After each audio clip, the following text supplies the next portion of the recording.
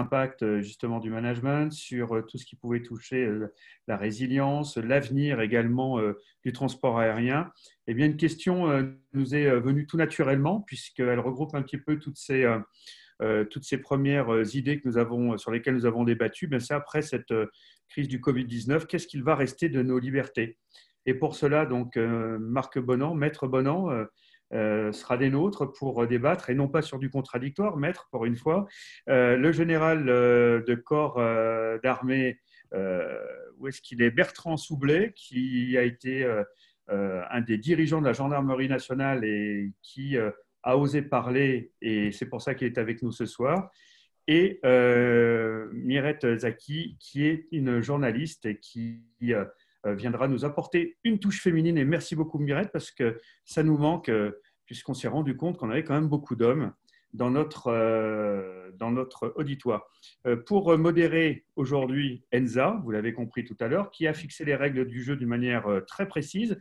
Donc, je rappelle pour nos auditeurs, eh bien, c'est 32 minutes d'échange, 36 minutes pardon, d'échange entre les intervenants avec différentes questions. Vous connaissez le mode opératoire pour certains.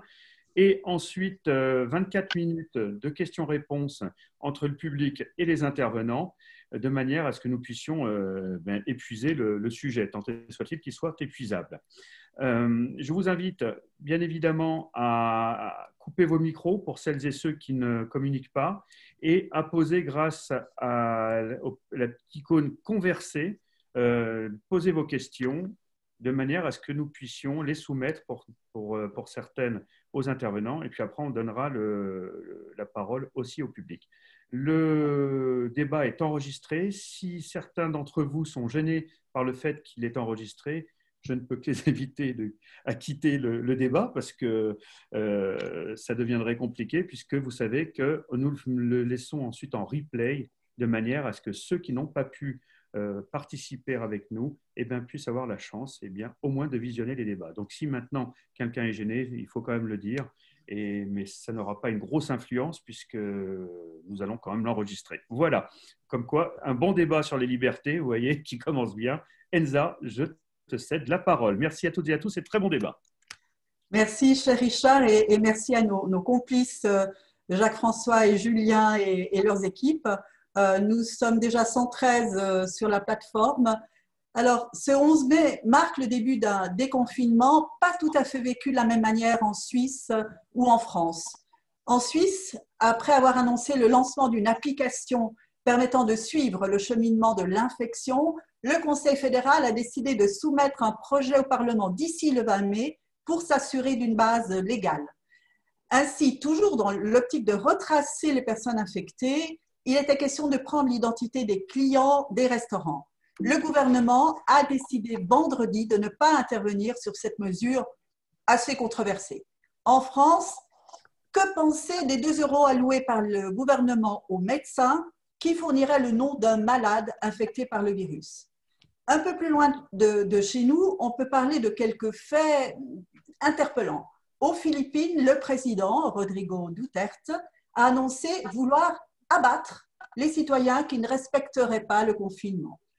Quant au dirigeant de la Hongrie, Viktor Orban, il s'est octroyé tout seul, désormais, les pleins pouvoirs. Alors, pour pouvoir avoir une idée plus complète sur ce sujet aux contours multiples, nous avons invité 3 personnalités impliquées dans la vie politique et économique. Merci donc à Maître Marc Bonan, le général Bertrand Soubelet et à la femme de presse qu'est Mirette Zaki d'avoir accepté de partager leurs avis sur le sujet. Alors, est-ce que la liberté pourrait être victime du Covid-19? Maître Marc Bonan, en 2015, après les attentats de Charlie Hebdo, au sujet de la liberté, vous disiez déjà « c'est une guerre que nous sommes en train de perdre ». On vous connaît comme un défenseur des libertés. Pouvez-vous nous parler de votre ressenti actuel en 2 minutes? Écoutez, je crois que les paroles que vous citiez le mois 2015 se rapportaient à ce que j'estimais avec tant d'autres comme étant une guerre des civilisations. Et je voyais qu'un islam qui par nature est prosélyte expansionniste et conquérant, nous n'avions qu'un faible corpus idéologique à opposer, qui était les droits de l'homme. Et je me disais à l'époque, sans grande originalité, que valent les droits de l'homme contre la parole de Dieu. Et je me disais aussi que notre incapacité à nommer l'ennemi ou à le désigner faisait que cette guerre des civilisations était une guerre par nous perdue. Et je crois que je n'ai pas changé d'avis sur ce sujet particulier. Et notre civilisation s'effondre, non pas en raison de ses vices, mais en raison de ses vertus. Et nous avons placé au plus haut la tolérance, l'accueil de l'autre, l'effacement de nous-mêmes face à l'identité de l'autre qui serait notre propre identité. Et au bout de toutes ces vertus, et c'est exactement ce par quoi une civilisation s'effondre, mais peut-être il n'était juste qu'elle s'effondra. Notre civilisation judéo-chrétienne a quelques millénaires, peut-être le temps d'une relève est souhaité par d'aucuns. Ben, ça, c'était le problème d'antan. Maintenant, à votre question, que restera-t-il de nos libertés après le Covid-19 ? Je pense qu'elles seront retrouvées, mais que la différence sera que notre goût de la liberté en sera accentué. Mais comme toujours, quand le vent se lève et qu'il s'agit de vivre, quand quelque chose vous menace, vous prenez à cœur les valeurs qui ont été ainsi menacées. Je pense que nous aurons un désir de liberté plus grand encore, précisément parce que pour partie, elle a été sacrifiée en ces temps de pandémie. Et je pense aussi que nous comprendrons que la liberté, à vrai dire, l'essence de la liberté, c'est l'addition des renoncements à la liberté. Elle n'a d'intensité que parce que par des servitudes volontaires, nous décidons d'y renoncer. Vous savez, une cause, c'est une liberté perdue. Un amour, une amitié, une forme heureuse de l'amour, c'est de la liberté perdue. Tout ce que nous faisons d'essentiel est un renoncement à notre liberté dans son abstraction absolue. Et probablement, ces circonstances que nous allons vivre nous permettront de repenser doublement et à quel point la liberté est essentielle dans sa revendication et à quel point elle est intense parce que nous savons y renoncer. Alors, merci beaucoup. Justement, on parle du droit d'urgence qui donne le droit au gouvernement et autres puissances de décider des mesures contraires à une certaine vision démocratique sur l'instant, du moins dans certains pays. En Suisse, on a davantage opté pour la responsabilité individuelle. Quel est votre avis ? Et je trouve heureux que la Suisse ait fait ce choix-là, mais elle n'a pu le faire que parce que les Suisses sont ce qu'ils sont. C'est-à-dire que nous avons, me semble-t-il, un mouvement naturel, qu'on appellera un mouvement civique. Nous avons une obéissance qui nous vient assez naturellement et au fond, nous sommes encore sensibles à l'obéissance face à l'autorité, et c'est parce que je vois mon général, l'autorité a glissé un peu de son contenu, elle est passée du statut à la stature. Ce que je veux dire par là, c'est que hier, l'autorité tenait à la fonction. Aujourd'hui, elle tient à la qualité de celui qui l'exerce. Et ce glissement-là fait qui est le fait de nos gouvernants, parce que nos gouvernants sont très exceptionnels. Ils sont merveilleux de médiocrité. Et la médiocrité rassure. Nous n'avons pas le sens de l'homme prévidentiel, nous n'avons pas le goût des héros, peut-être parfois en histoire. Mais quand je dis la médiocrité, mais sans dédain, de nos hommes et de nos femmes politiques, c'est qu'ils sont si semblables à ce que nous pensons être qu'ils permettent toutes les identifications. Et l'identification est une forme de l'exercice de l'autorité. Je suis ce que me dit mon chef parce que je pourrais être lui. Et donc, nous sommes ainsi faits. Peut-être nous sommes un peuple sans imagination. En tout cas, nous ne sommes pas un peuple rebelle. Et donc, pour vous répondre, Enza, je trouve très joyeux que nos gouvernants aient fait le choix du civisme plus que des mesures autocratiques, mais ne pouvaient faire ce choix-là que parce que nous sommes ce peuple de passion calme. Et donc, je me réjouis que nous soyons là, un peuple de passion calme. Merci, merci maître. Général, après avoir assumé les plus hautes responsabilités au sein de la gendarmerie française, vous avez repris votre liberté d'expression et avez écrit un livre, Sans autorité, quelle liberté, il y a environ 3 ans, ou tout juste 3 ans, avril 2017. Vous dites qu'il s'agisse de la justice ou du maintien de la tranquillité publique, il est grand temps d'apporter les remèdes pour guérir un système malade.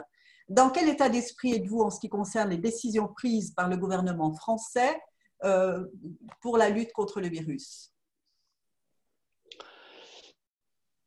Alors, mon état d'esprit, il repose sur 2 sentiments qui sont complémentaires. Le premier, ça a été un sentiment de surprise, notamment sur la nature et le tempo des décisions qui ont été prises, ou qui n'ont pas été prises d'ailleurs, par le gouvernement français. Ce que je sais simplement, parce que ce sont des constats et ne voyons pas là une opinion et une condamnation, mais j'observe que le gouvernement français n'a pas déclenché le plan pandémie qui est prévu et qui avait été fait en cas de pandémie et donc qui aurait dû être déclenché sur l'ensemble du territoire national et qui obéit à un certain nombre de règles qui ont été prédéfinies. On appelle ça de la planification gouvernementale. Et il se trouve qu'en France, nous sommes assez planificateurs et que nous avons un certain nombre de plans qui correspondent à des situations de crise et qui doivent être déclenchés. Là, il n'a pas été déclenché. Donc ça, c'est ma première surprise. Ma deuxième surprise, c'était le retard dans le confinement. Pourquoi cette décision a-t-elle été prise si tardivement? J'ai un début d'explication et j'imagine que peut-être que le gouvernement a considéré ne pas avoir tous les éléments nécessaires pour prendre une décision pesée et qui engageait bien entendu l'ensemble du territoire national. Et puis ce qui m'a aussi étonné et surpris, c'est la variation dans les discours, en particulier sur la question des masques, sur la question des moyens de lutte contre le virus, qui ont évolué régulièrement, mais malheureusement pas au rythme des découvertes scientifiques ou des indications que pouvaient donner les scientifiques au fur et à mesure de la découverte de ce virus. Donc, autant on peut comprendre des variations lorsque, en effet, il y a des éléments objectifs qui permettent de ces variations-là, il se trouve qu'on ne les a pas constatées. En tout cas, elles n'étaient pas... c'est pas ça qui a déclenché ces variations et ça m'a beaucoup étonné. Et puis le deuxième sentiment, c'est de l'incompréhension.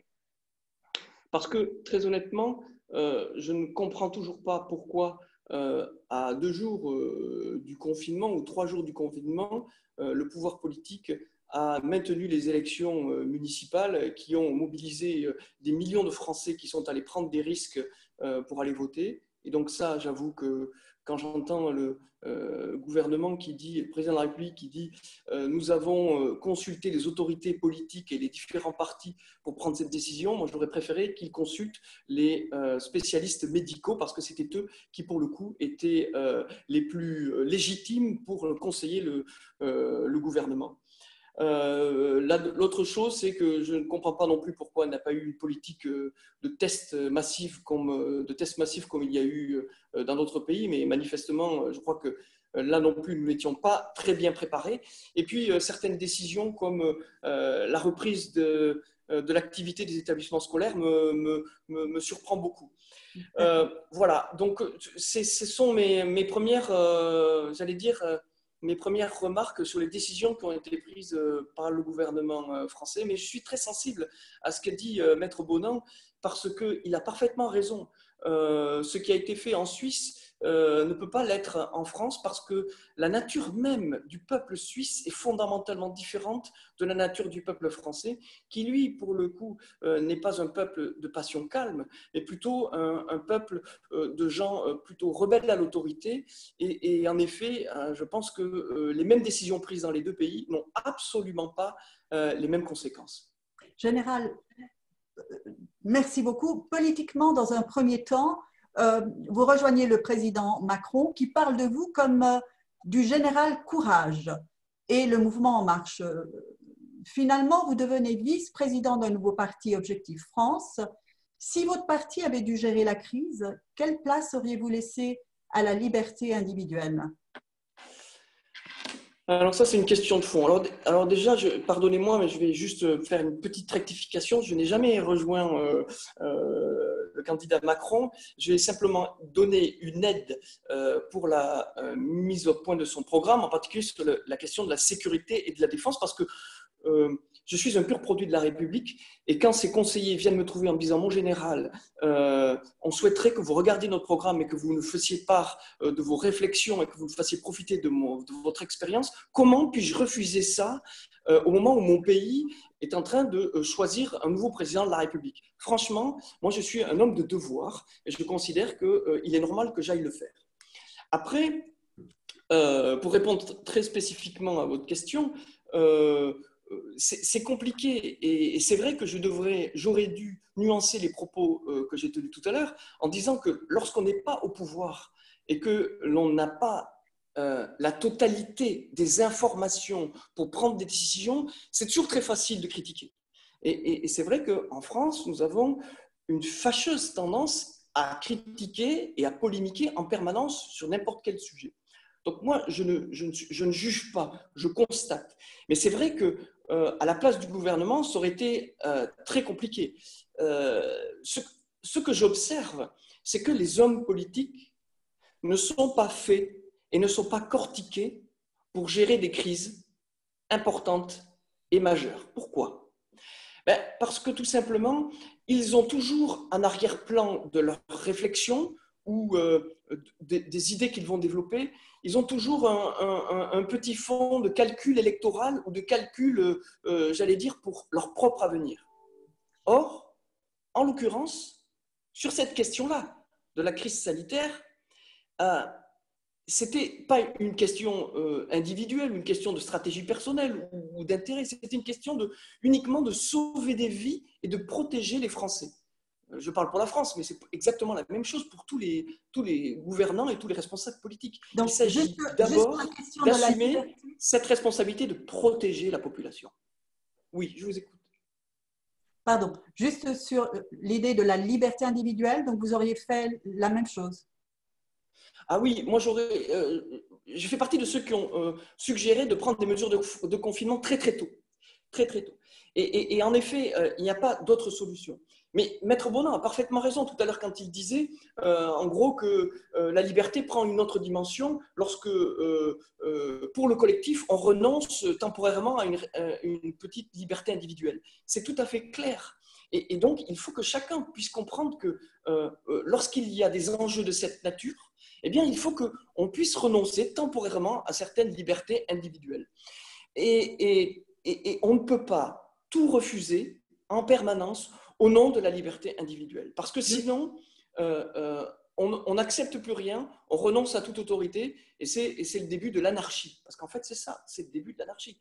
Et vous savez, les décisions qui ont été prises par le gouvernement, elles n'ont parfois pas été appliquées par certains citoyens. Et certains ont contesté la capacité du gouvernement à mettre des amendes. Franchement, c'est pas sérieux. Merci, Général, pour cette première intervention. Mirette Zaki, je te cite.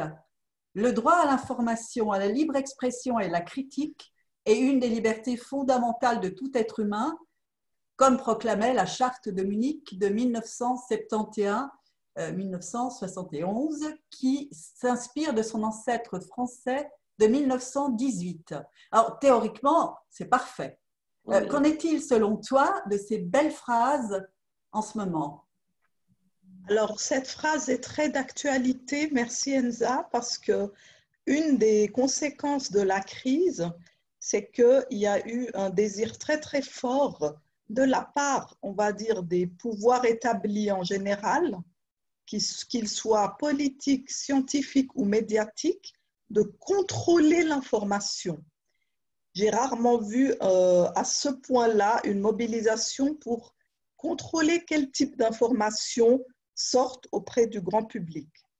Or, depuis que les réseaux sociaux ont pris leur essor, on vit une époque où c'est difficile de contrôler la prise de parole de tout un chacun. Et il se trouve que dans nos sociétés, tout un chacun a le droit de s'exprimer, d'avoir un avis sur la crise, sa gestion par les politiques, avoir un avis sur la chloroquine, sur le professeur Raoult. Et on a vu émerger comme ça toutes sortes de, on va dire, d'influenceurs ou de personnalités qui n'étaient pas forcément des spécialistes dans leur domaine. Ils n'avaient pas des doctorats dans le domaine où ils s'exprimaient. Ils n'étaient pas forcément des journalistes non plus, mais ils avaient des audiences très, très importantes. Je ne vais peut-être pas citer de nom ce soir, parce que c'est quand même, on marche un peu sur des braises. Là, c'est en ce moment même que ces polémiques ont lieu. Et on a ces gens qui ont pris la parole, y compris d'ailleurs le professeur Raoult lui-même, qui est censé être une sommité dans son domaine de virologie. Et là, j'ai été personnellement très en souci par rapport à nos libertés d'opinion, à notre liberté de débattre, à notre liberté de penser, d'échanger des idées, notamment sur des réseaux sociaux comme YouTube, etc. Parce que ces gens-là, ceux qui avaient des opinions qui sortaient un peu de la doxa, qui ne reflétaient pas exactement les versions officielles, d'ailleurs très mouvantes, hein, eh bien, ils ont été extrêmement maltraités par tout un tas de groupes, on va dire, dominants. Je peux le dire, je peux prétendre à faire partie de la presse, disons, mainstream, donc, mais je n'approuve pas ce que j'ai vu là, c'est-à-dire qu'il y a une culture maintenant du dénigrement, on cherche à décrédibiliser systématiquement, on va très loin dans les CV de ces gens pour montrer qu'un tel est en fait un anthropologue, mais pas un virologue, et n'est pas un médecin, et n'a pas fait ci, n'a aucune légitimité de s'exprimer. Et il y a eu des débats extrêmement hostiles. Alors, je ne sais pas lesquels d'entre vous ont un peu suivi sur les réseaux sociaux ou etc. Il y a certaines rédactions aussi qui s'interdisent d'inviter certains de ces influenceurs. Certains ont été traités de complotistes. Alors ça, c'est maintenant un terme qui regroupe une définition de plus en plus grande de gens. Et moi, ça, je ne peux pas, vous voyez, je ne peux pas l'approuver. C'est-à-dire, si vous voulez, en France, je pense que c'est encore aller plus loin parce qu'ils ont même voulu mettre en place sur le site du gouvernement une liste des médias qui étaient fréquentables. Là, c'était il y a quelques jours, là, des médias fréquentables ou pas, en disant que c'est ceux qui avaient du fact-checking, là, qui fact-checkaient comme Libération ou Le Monde ou Le Figaro, qui étaient fréquentables, mais il y en avait plein d'autres qu'il ne fallait pas aller voir. Donc, il y a eu une bouclier. Même Le Figaro, je crois, était contre Gala, etc. Il y a plein de journaux comme ça qui sont sortis du bois pour dire jamais de la vie. On ne peut pas vivre dans un monde où c'est le gouvernement qui décide quels journaux il faut lire et quels journaux disent la vérité et quels autres disent n'importe quoi. Alors, Mirette, la France, c'est toujours un cas extrême, mais je voulais juste dire qu'en Suisse, on l'a fait à la Suisse, c'est-à-dire que ce n'est pas beaucoup mieux. C'est-à-dire, des gens prennent la parole et ils se voient extrêmement dénigrés avec une hostilité invraisemblable. Mais alors, pour poursuivre dans le lancement de ce que tu viens de mettre en place, donc à part les réseaux sociaux gratuits, etc., les publications et autres canaux d'information des quotidiens, par exemple, ils vivent comme d'autres une crise sans précédent. Ça, oui. C'est clair. Alors qu'en ce moment, ils apportent une réelle information pratique, hein, notamment. Bon, et alors, oui. Qu'est-ce qu'on fait? On demande un soutien financier à l'État, oui. Puisque la première source de revenus liée à la publicité est aujourd'hui inexistante. Alors, justement, pour poursuivre dans ce que tu dis, est-ce que ce n'est pas dangereux de vouloir être financé globalement par un gouvernement duquel il faudrait pouvoir se distancer selon les événements? Tout à fait. D'abord, précisons que tout est lié, c'est-à-dire la situation de la presse historique, la presse légitime, mainstream, etc., est très mauvaise. Ils sont très, très menacés. La publicité s'est écroulée. C'est la source de financement principale qui représente plus des 2/3 du chiffre d'affaires de la presse traditionnelle jusqu'à ce jour. Et donc, quand la publicité s'effondre, eh bien, on a des tensions, des crispations, il y a du chômage partiel maintenant dans énormément de médias romans et suisses en général. Il y a le Régional qui est un grand journal régional qui a mis la clé sous le paillasson. Donc, ça se passe très mal pour la presse partout dans le monde. Et donc, ça explique aussi les crispations et les replis idéologiques qu'on voit. Mais pour répondre à ta question, la presse aujourd'hui, elle est extrêmement utile parce qu'elle reste quand même bien sûr, je suis la première à l'admettre, la source la plus fiable beaucoup plus que les réseaux sociaux. Il y a un filtrage de l'information, il y a une vérification, il y a de l'enquête, il y a du reportage. Ils essayent de maintenir une certaine qualité. Admettons qu'on n'y arrive pas toujours, ça, soyons honnêtes là-dessus. Ce n'est pas toujours irréprochable. Il faut être aussi capable d'autocritique. Les médias doivent faire leur autocritique. Mais il serait tout à fait légitime et justifié que ce secteur reçoive de l'aide, comme par exemple le secteur des compagnies aériennes. Comment EasyJet, qui n'est même pas vraiment une entreprise suisse, ou Lufthansa suisse qui appartient, la compagnie suisse qui appartient à Lufthansa reçoivent des aides et pas des médias historiques qui existent ici en Suisse depuis 200 ans. Merci. Alors oui, ils vont recevoir un petit peu d'aide, ça ne va pas suffire.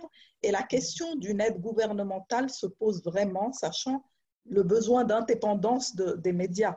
Mais prenons le cas de la RTS. Moi, je pense que la RTS, qui est subventionnée par l'État, est un des médias qui arrive finalement à refléter aujourd'hui un service public qu'on va trouver trop, certains vont trouver trop de gauche, d'autres vont trouver trop de droite, mais c'est un service assez large quand même d'information et ça n'a pas déçu, ça n'a pas failli fondamentalement pendant cette crise, pas plus que la presse écrite qui appartient à des éditeurs privés. Donc la question du financement par l'État n'est pas... Mirette, le temps passe trop vite en votre compagnie, madame et messieurs. On va sans doute revenir sur ce genre de questions.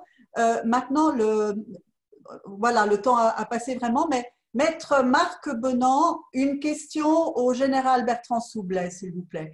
Vraiment, question courte pour des réponses plus courtes, pour laisser la place ensuite à nos auditeurs. Oui, Enza. D'abord de dire que j'étais ravi de rencontrer le général Soublet. Cela me crée chez moi la nostalgie de l'obéissance. Et puis, puisque nous évoquons, mon général, nous évoquons quelques livres, il y a un éditeur ou un chroniqueur du Figaro qui a écrit il y a quelques années, ou il y a quelques mois, un livre qui s'appelle La nostalgie de l'honneur. Et naturellement, l'idée d'honneur, de devoir est pour moi très liée à l'homme de guerre que vous êtes, aux soldats que vous êtes. Maintenant, ma question, vous disiez à mon sens tout à l'heure, très justement, qu'il n'y a pas de liberté sans autorité.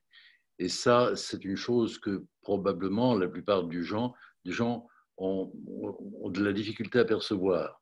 Ils voient une contradiction, une collision, un antagonisme irréversible entre l'autorité et la liberté. Et je pense que vous avez raison de dire que la liberté ne se conçoit que parce qu'il y a l'autorité qui la garantit.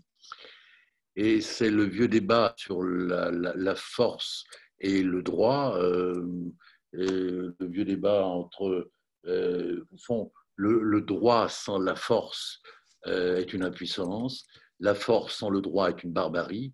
Et donc, il faut retenir et concevoir qu'il n'y a de liberté que s'il y a la loi, et il n'y a de liberté que s'il y a l'autorité.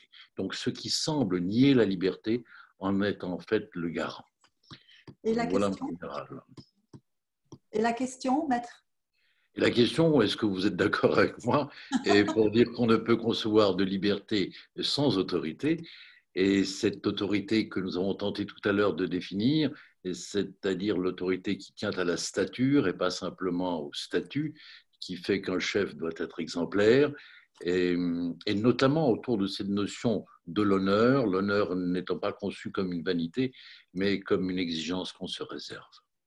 Merci beaucoup. Vraiment, je demande à nos trois conférenciers d'être un tout petit peu plus brefs, sinon on n'aura pas le temps de prendre les questions. Général, la réponse. Il faut ouvrir le micro. Il faut ouvrir le micro. Général.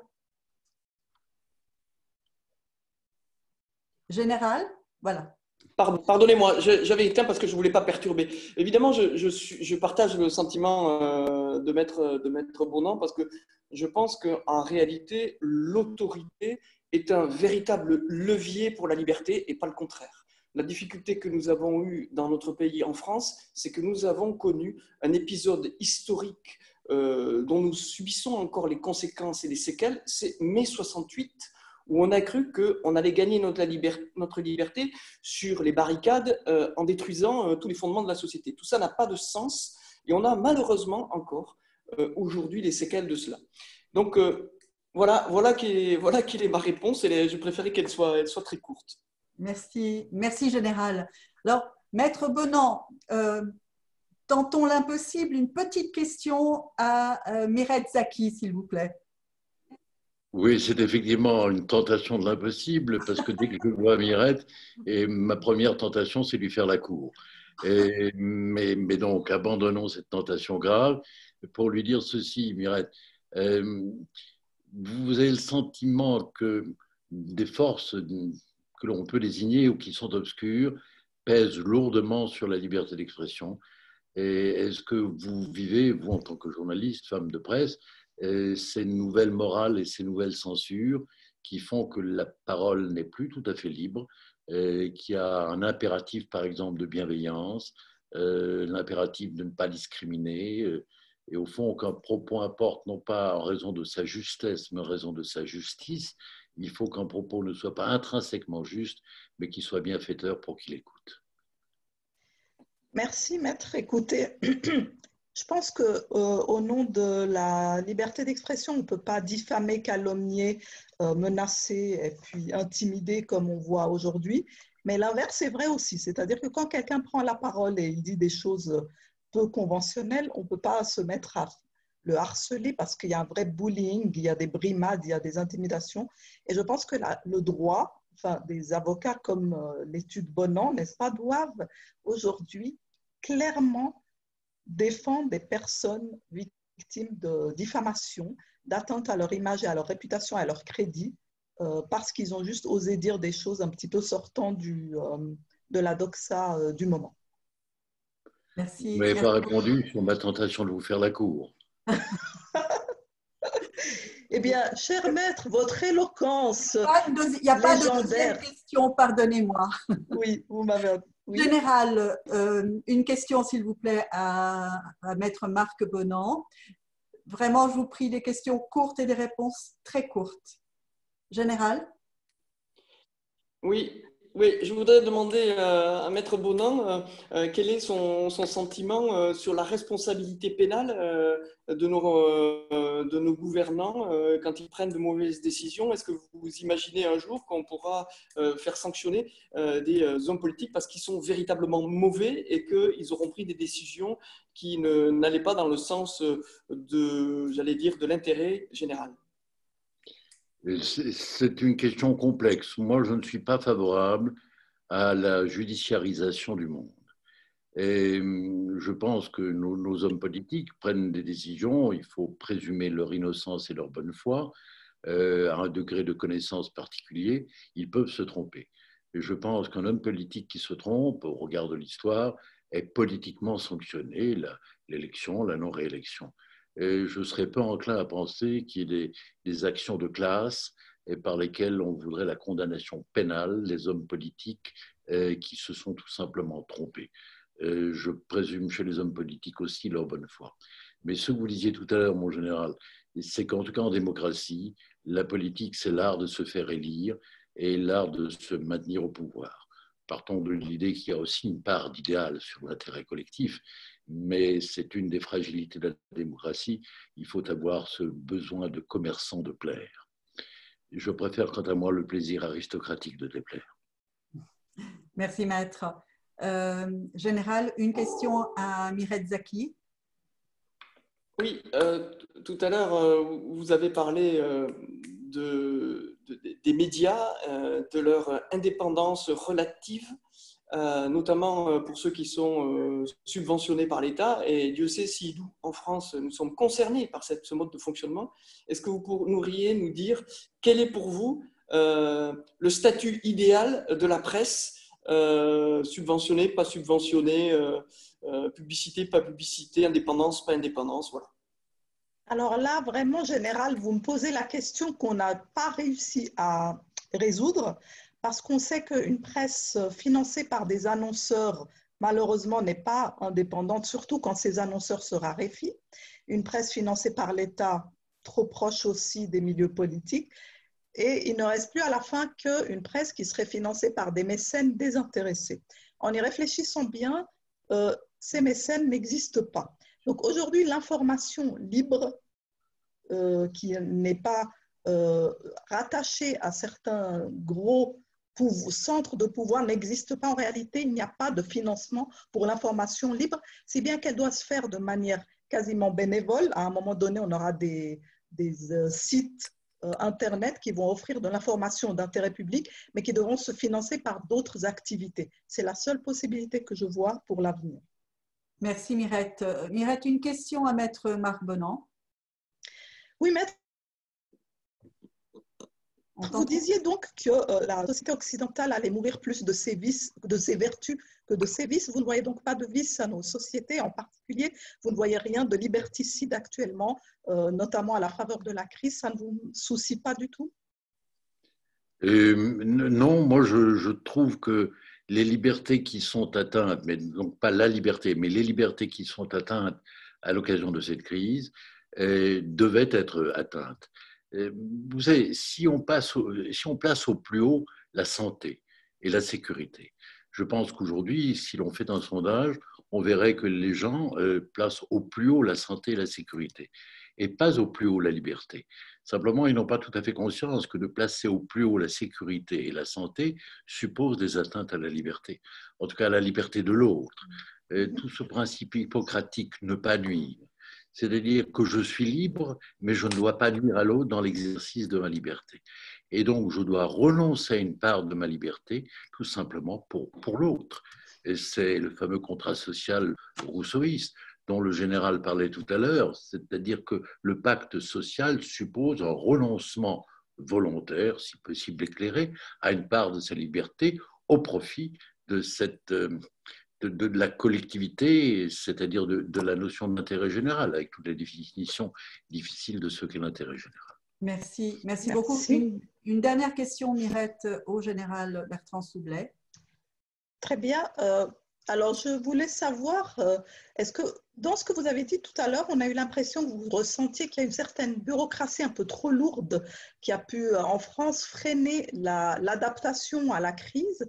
Est-ce que finalement, vous avez l'impression que les procédures sont mises devant les résultats, ce qui est la définition de la bureaucratie? Est-ce que vous avez l'impression que les systèmes qu'on a aujourd'hui, en général, sont comme des armes automatiques tellement optimisées que le moindre grain de sable les fait un petit peu dysfonctionner, alors que si on avait des systèmes qui avaient un peu plus de résilience finalement, qui étaient moins fragiles, qui étaient plus antifragiles, comme on dit, ce seraient des systèmes qui auraient réussi à mieux s'adapter à une telle crise. Est-ce qu'on a suroptimisé nos processus de décision politique?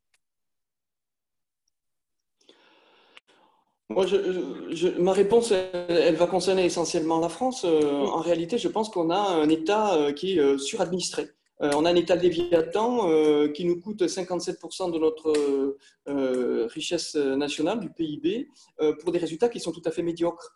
En réalité, vous avez une administration qui empêche le terrain, notamment une administration, j'allais dire, centralisée, jacobine, qui empêche le terrain, les gens qui sont à la tâche tous les jours, de faire son métier correctement.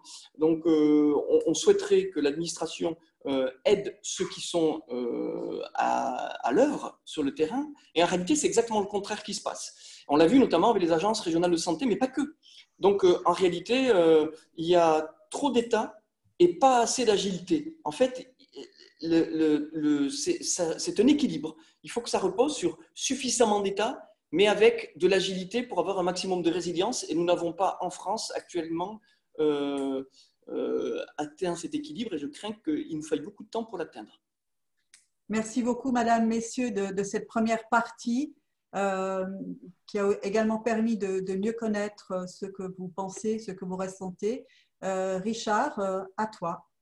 Merci beaucoup, Elsa. Écoutez, un débat passionnant. Bon, on s'est fait un petit peu apostropher comme en passant pour des sexistes, etc. Mais je veux dire, le débat et la liberté du débat, elle doit aussi permettre à un moment de décompresser sur des sujets qui sont aussi importants et aussi graves.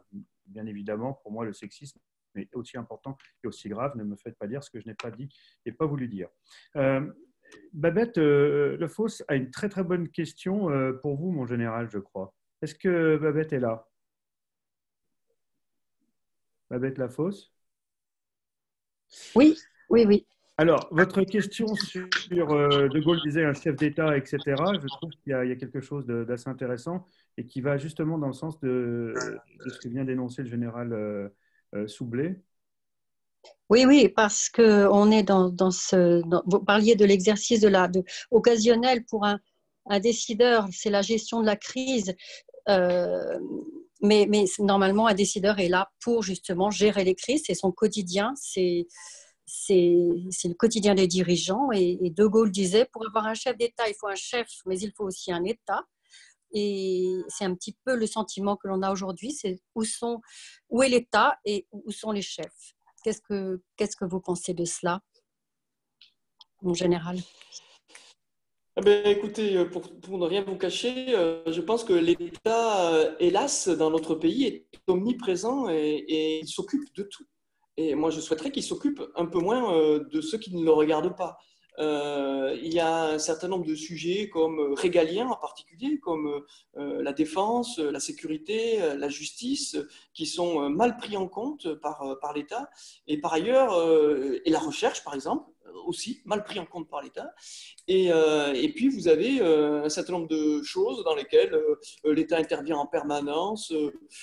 Moi, très honnêtement, je suis plutôt d'une nature libérale, mais raisonnable et maîtrisée, parce que je pense que l'État ne doit pas s'occuper en permanence d'économie, même s'il doit être aussi régulateur. Mais il ne peut pas tout faire et puis être à la fois juge, parti, État, actionnaire de certaines entreprises. Enfin, tout ça n'est pas très clair dans notre pays et nos gouvernants n'ont pas une idée très claire des choses. Moi, ce que je souhaiterais de nos gouvernants, c'est qu'ils fassent des choix clairs et surtout qu'ils montrent l'exemple. Or, depuis très longtemps, malheureusement, nous avons des chefs qui ne montrent pas l'exemple. Le général de Gaulle a été exemplaire, même si on peut contester certaines de ses décisions, et c'était l'objet de ma question tout à l'heure à Maître Bonan. Les hommes politiques parfois prennent des décisions et ils les prennent parce qu'ils considèrent qu'au moment où ils les prennent, ce sont les meilleurs. Mais pour autant, il faut aussi que dans leur comportement et dans la manière dont ils prennent la décision, ils soient exemplaires. Or, depuis une quarantaine d'années dans notre pays, je ne vois pas d'exemplarité.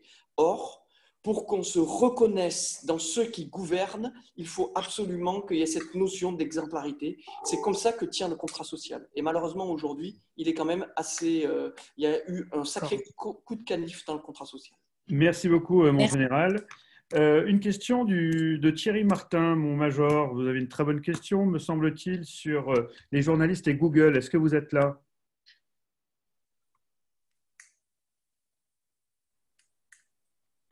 Oui, oui, je suis là.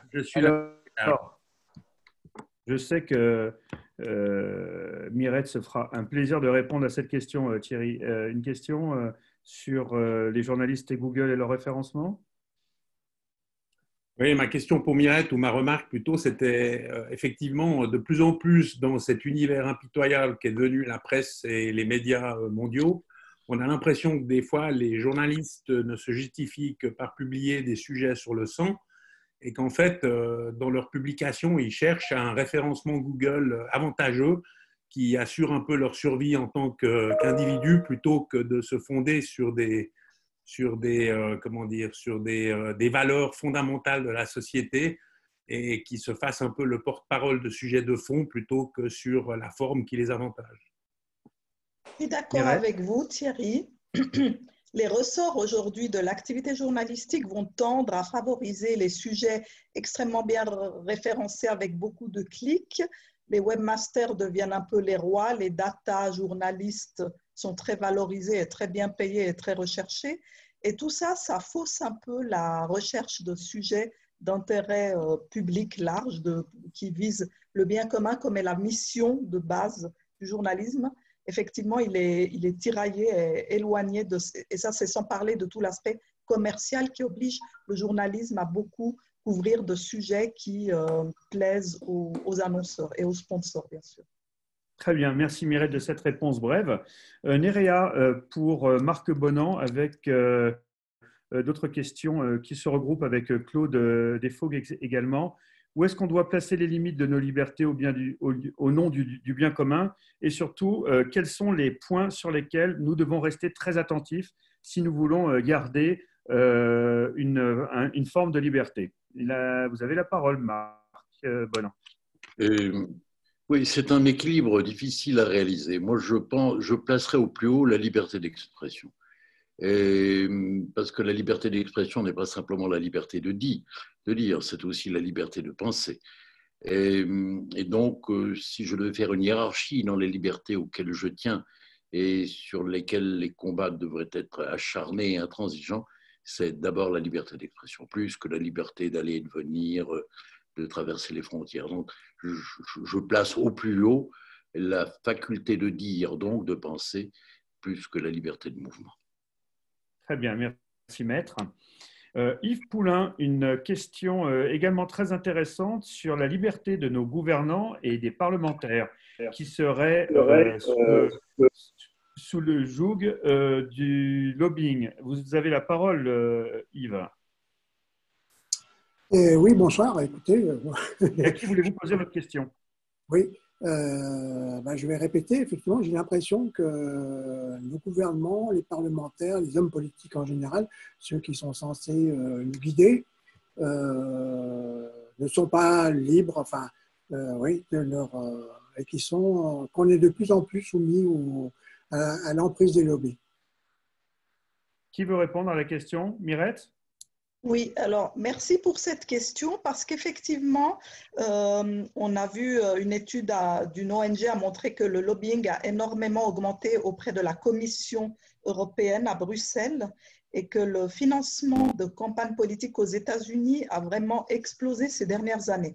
Donc la financiarisation de la politique est aujourd'hui au plus haut. Et ce qui me fait un peu souci, c'est que ce n'est pas du tout quelque chose qui intéresse vraiment les journalistes. Je parlais de leurs attaques contre les libres penseurs. J'aimerais les voir aussi critiques vis-à-vis des lobbies, mais en général, c'est un sujet, si vous voulez, dont s'emparent plutôt les ONG, curieusement, aujourd'hui. C'est là où vous trouverez les informations. Très bien. Merci. Est-ce que la réponse vous convient, Yves?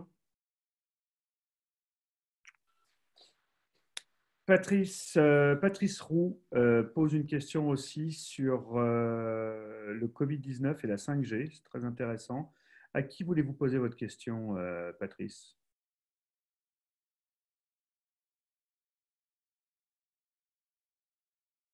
Bonsoir. Vous m'entendez? Oui, on vous entend bien. Bon, bonsoir.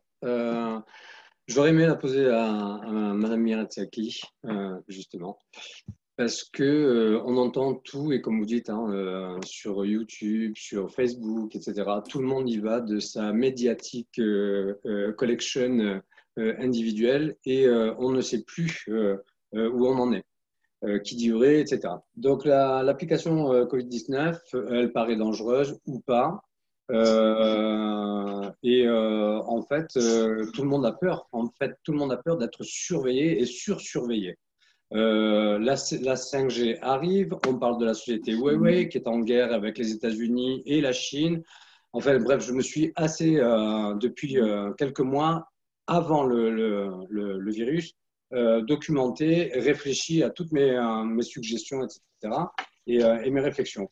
Ok, on est en état de guerre, on est en état de guerre pas que pour le virus, on est en état de guerre sur des faits et gestes qui sont faits par les politiques, par les gouvernements, qui peut-être, comme le disait Maître Bonan, ne maîtrisent pas tout, parce qu'on est sur la phase de test d'une nouvelle époque qui est en train d'arriver. On est sur une période de 102 ans qui nous sépare de la grippe espagnole. Les choses n'ont pas très évolué, je trouve, et c'est dommage. Et par contre, aujourd'hui, en 2021, on veut tout balancer d'un coup. Mais j'ai l'impression que c'est au détriment du peuple qui va être sous surveillance et à quoi bon? Quel est l'intérêt de tout ça, de toute cette mise en place réellement? À qui voulez-vous la poser? À Mirette Saki. Toujours. Donc Mirette, essayez d'être un peu plus bref dans la réponse, Mirette, s'il vous plaît. Excusez-moi. Très bien, non, pas de problème. Moi, je trouve que la méfiance du peuple est quelque chose de très positif, alors qu'elle est très, très mal vue en général et diabolisée par les médias parce qu'on tombe très vite dans les accusations de complotisme et les procès en charlatanisme et en sorcellerie. Je suis totalement contre ça. La méfiance par rapport à la 5G est très humaine, très légitime. les autorités doivent simplement informer. Bon, après, établir un lien entre la 5G et le Covid ou entre le Covid et le puçage via les vaccins de Bill Gates, ça c'est un peu des choses qui vont beaucoup, beaucoup trop loin, qui sont délirantes. Mais il y a réellement des projets de pistage ou traçage par téléphone, par Swisscom. L'opérateur avait proposé de localiser les téléphones mobiles pour les rassemblements. Et maintenant, on assiste aussi à des applications numériques qui permettent de tracer le suivi des chaînes de transmission du coronavirus. Donc, tout ça, il faut qu'il y ait une base légale. Elle n'est pas encore là, cette base légale. Le peuple doit se prononcer sur cette base légale parce que c'est très important que tout le monde soit d'accord d'être pisté de cette façon. Et comme dit Maître Bonan, qu'on y voit l'intérêt supérieur pour renoncer à ces libertés-là. Et qu'on protège les données privées. Surtout. Merci beaucoup, Mirette. Il nous reste 7 minutes. Je vous propose une dernière question et une réponse peut-être, Enza, de chacun de nos intervenants, puisque je pense que les trois ont compétence en la matière. Une question qui me semble vitale, parce qu'elle touche aussi bien l'éducation que la cité, tant et soit-il que l'éducation, bien sûr, est dans la cité. On sait que les dérives sectaires vont certainement émaner de cette situation, puisqu'elle repose essentiellement sur des états de fragilité, des états de questionnement, etc. Beaucoup d'auditeurs nous posent la question de est-ce que ces dérives sectaires qu'on retrouve dans le monde éducatif de plus en plus et le terrorisme nécessitent la mise en place d'un certain nombre de suivis, d'outils de suivi. C'est une question qui me semble très intéressante pour clore ce débat. Je vous laisse la parole. Maître Bonan, vous commencez, le général Soublet, et nous terminerons par Mirette, si cela vous convient ainsi. Il faudrait que je sois certain de comprendre ce qu'on entend par dérive sectaire. Mais imaginons un instant que l'on pense que le temps que nous vivons va vers des regroupements idéologiques qui serait la négation de la liberté de penser d'autrui, probablement, parce que les êtres menacés dans leur identité se protègent par une revendication singulière de ce qu'ils sont, et cela peut conduire à des dérives. Bon, qu'est-ce que c'est qu'une secte? Gardez à l'esprit qu'on disait du christianisme que c'est une secte qui a réussi. Alors, certainement, nous allons vers des regroupements idéologiques. Maintenant, s'agissant de l'éducation, je pense que ce dont elle souffre, en tout cas à Genève, c'est qu'elle est très rousseauiste et bourdieuxarde et que donc le présent manque étonnamment de passé. Et nous sommes en train de faire des analphabètes, mais qui maîtrisent les nouvelles technologies. Mais je pense que le rôle de la culture générale, de la culture, c'est-à-dire ceux qui hissent, ceux qui grandissent, ceux qui exaucent dans la double orthographe du mot, est un peu abandonné par nos enseignants. Probablement, ils sont aussi totalement gangrénés par cette idée égalitaire, où au fond, un enseignant devient un infirmier, il n'est plus un maître, il soigne les plus faibles, il n'exalte plus les plus forts. Merci beaucoup, maître. Je crois que sur la dérive sectaire, on était sur la logique que beaucoup de sectes trouvent un terrain favorable sur le développement personnel, etc. Et que cet après-Covid risque justement de développer un certain nombre d'associations sur tout ce qui va être développement personnel, respiration avec les arbres, etc. Et on se rend compte, quand on regarde la Minville-Lude, puisque le général Soublet est là, qui était la mission interministérielle sur la lutte contre les dérives sectaires, qui avait été créée par Georges Fenech à l'époque, le député Fenech, que la secte, c'est quand même un gourou, de l'argent et on coupe la famille. Et on risque vraiment d'arriver, je pense, sur ce type de dérive. Moi, je suis au niveau de l'école, par exemple, très sensible à des premiers signaux d'isolement, de comportements un petit peu bizarres. Vous avez parlé tout à l'heure de vos premiers propos sur les dérives sectaires qu'on pourrait avoir sur l'islam vert, etc. Ça peut être aussi ce genre de dérive qu'on peut observer. Mon général, comment vous réagissez par rapport à cela? Oui, moi je pense qu'en effet, toutes les situations de fragilité sont favorisantes des dérives sectaires, notamment lorsqu'elles reposent sur un manque d'éducation Et il est très clair que dans notre société, dans nos sociétés modernes, l'éducation recule. On peut dire tout ce qu'on veut, l'éducation recule. Et quand je dis l'éducation, c'est un ensemble. Je ne parle pas de l'éducation nationale au sens strict du terme, mais l'éducation en général au sens de la famille, au sens générique du terme. Et évidemment, dans notre pays, nous sommes confrontés à ça. Nous avons un organisme, vous l'avez cité, qui s'appelle la Miviludes, qui travaille depuis un certain nombre d'années et qui aujourd'hui d'ailleurs est menacée. Elle est menacée de ne plus exister et quasiment de disparaître. Donc, au moment où on en aurait le plus besoin, c'est bizarre, mais manifestement, il y a des mouvements de fond qu'on ne maîtrise pas tout. On maîtrise pas tout. Mais là, je pense en ce moment que la Miviludes sera probablement la plus utile. Merci, mon général. Mirette, sur votre approche sécuritaire de tout ce que l'on vient de dire, vous avez le dernier mot, donc profitez-en. Merci. Je n'ai pas vu naître de nouvelles religions avec un gourou milliardaire derrière qui est en train de gagner en influence et de galvaniser beaucoup de gens, de jeunes et d'âmes perdues. J'ai surtout vu la dérive de la planche à billets qui est en train de créer une future inflation et un endettement monumental. Je pense que ce qu'on voit surtout, c'est des pensées nouvelles qui vont vers les circuits courts, l'agriculture de proximité. Laissons ces mouvements se développer parce que de là peuvent naître des mouvements de société assez positifs. Le jour où on voit vraiment quelque chose qui est concret et qui menace vraiment, on peut protéger surtout les jeunes par rapport à Internet parce que c'est là que ça va recruter tous les mouvements sectaires du futur. Mais pour l'instant, je pense que c'est un peu prématuré de voir ceci.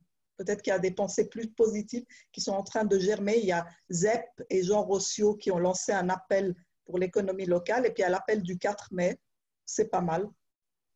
Merci beaucoup, Mirette. Vous allez recevoir, avant de redonner la parole à Enza pour la fin, vous allez recevoir un sondage qui, en 5-6 questions, nous permet de voir si, en termes de pertinence du sujet, en termes de gestion justement de la conférence, etc., nous sommes répondants à vos questions.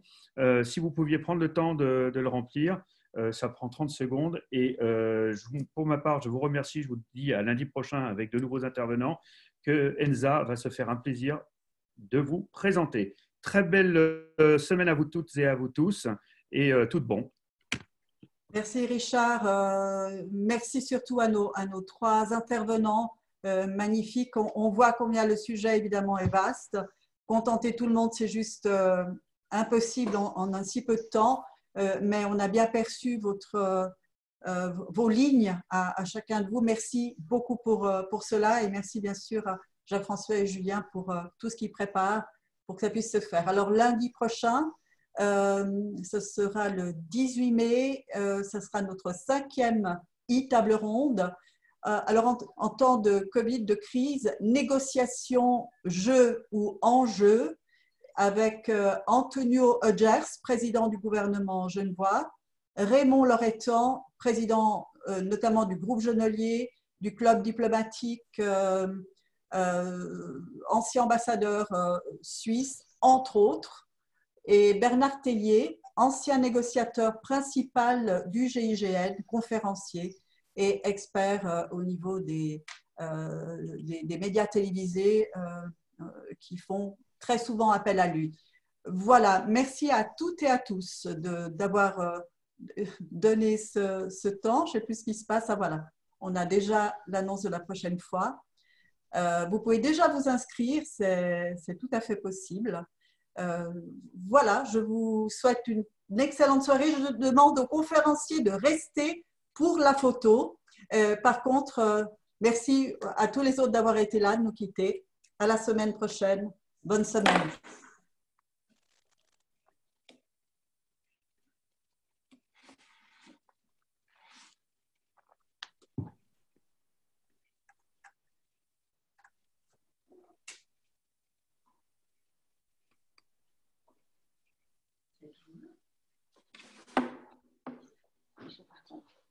Dommage de ne pas pouvoir boire le verre de l'amitié ensemble, mais voilà. 135, Enza, nous étions. Oui, formidable. Nous sommes encore une 50aine.